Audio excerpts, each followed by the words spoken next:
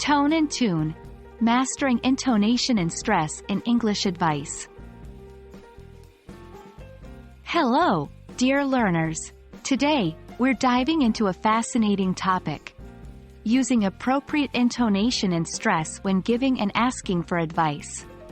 This is a crucial skill to learn if you want to ensure your advice is taken well and your requests for advice sound polite.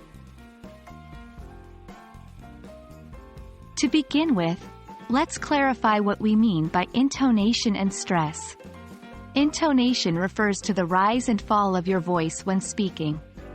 It adds emotional color and meaning to your sentences. Stress, on the other hand, means emphasizing certain words or syllables more than others.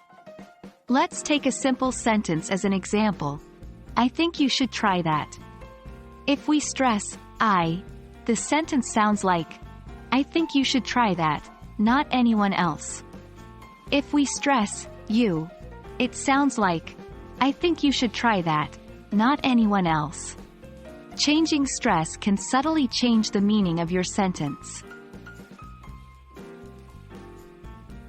When giving advice, it's important to use rising and falling intonation appropriately to sound polite and considerate. Generally, we use a rising intonation at the end of the question or when we're not quite sure. For example, maybe you could try a new approach? On the other hand, statements or suggestions typically have a falling intonation at the end. For example, you might want to reconsider your options. As for stress, it's crucial to stress the modal verb or the action you're suggesting. For instance, in the sentence, you should consider taking a break.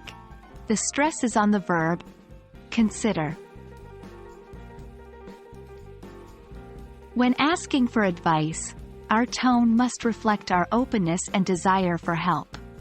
Questions asking for advice usually end with a rising intonation, indicating that we're expecting a response.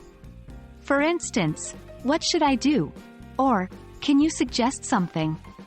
In terms of stress, focus on the problem or the area where you need advice. For example, in, what should I do about my job? The stress is on, job. Mastering intonation and stress can significantly improve your English communication skills, particularly when giving and asking for advice.